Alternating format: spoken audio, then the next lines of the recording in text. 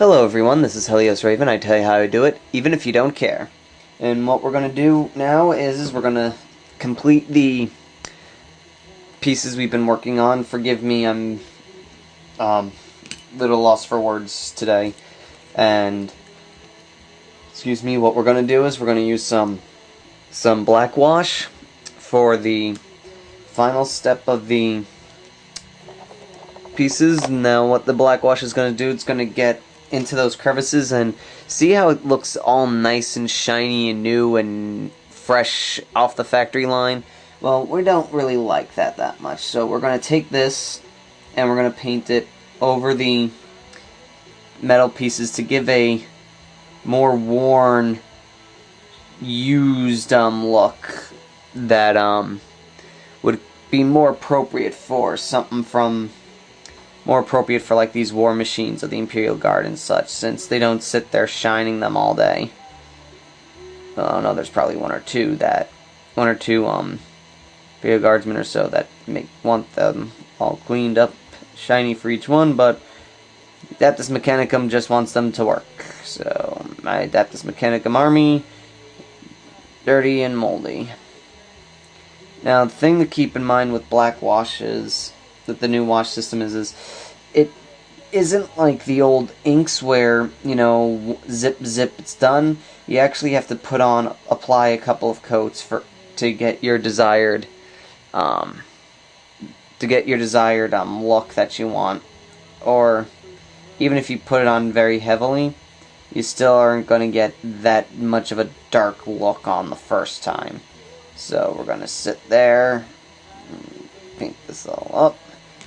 Then we're going to take the other one, do the same thing.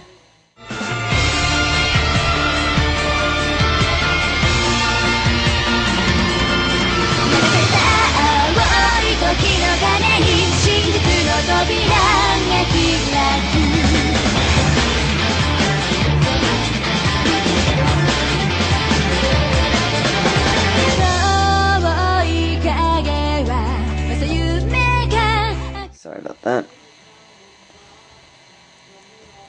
Okay, now we're just going to give those a little bit time to dry, so we'll be right back when they are. Alright, and we're back. Just to let everybody know, after the two pieces were dried, I took it downstairs and sprayed it with a matte finish. This is to protect it, since the gun is going to be doing a lot of rising and motion there and going to be taking on an awful lot. I want to protect the paint from peeling and such, and since I can't really do that in my room, I had to take that downstairs, so sorry that you didn't get to see that, but I just basically took a plain can of matte finish spray and sprayed both sides, and now it's sitting drying. Now while we wait for that, we'll work on painting the gun, the Earthshaker, for the time being, and going to again be using some chainmail for the gun's color. And so we're going to take that and we're going to do a nice coat.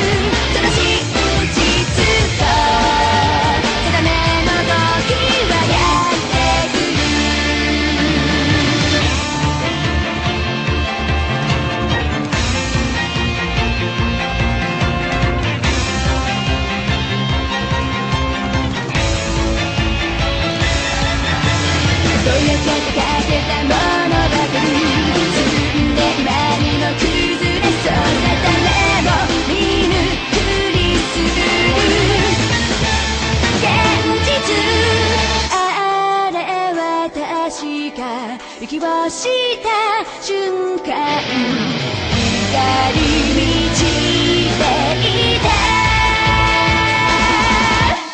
青い空取り戻す誓いは今闇に溢れた無力だと嘆くより移動する明日を見たい語り合う夢さえも真実へと誘うよってそれぞれの道をたどって時の彼方また会おうあの軸の狭間へと忘れてはならぬもの守るよ水道のようにそびえる扉開くのは傷を覚えて硬くなったこの手のひらその力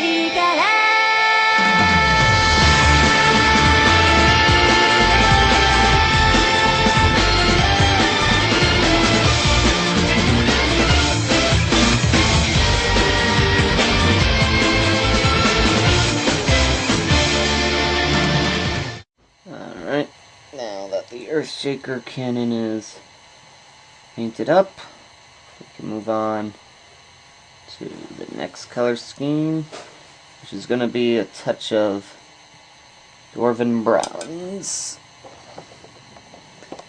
Okay, so...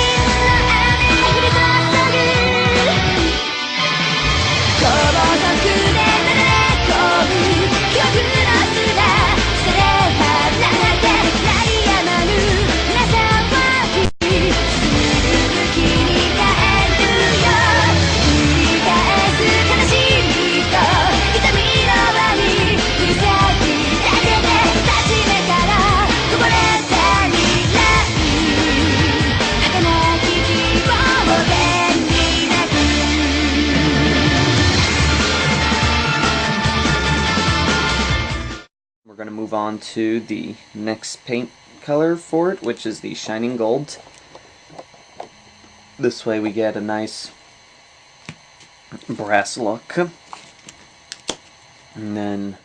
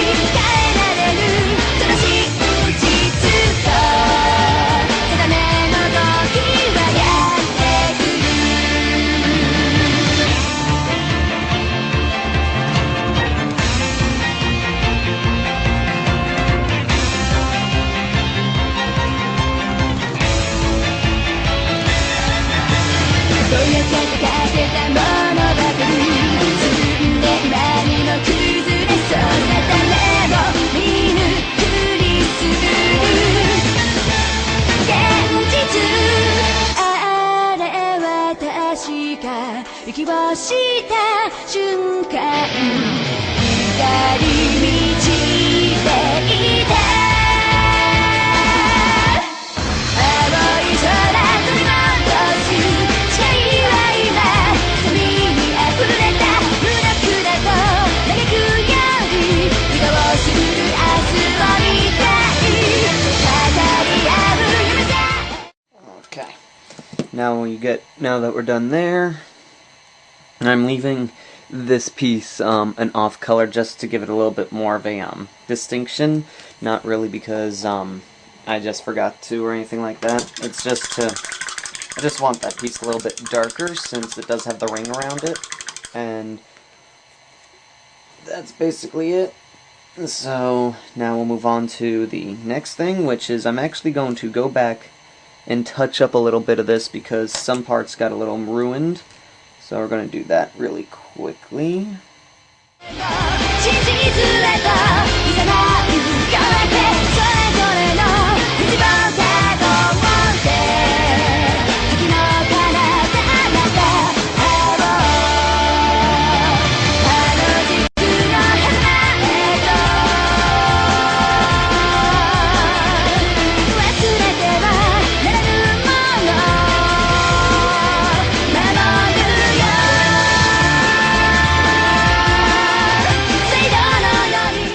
Okay, so then we can move on to the next and final color on the gun, which is the tin bits.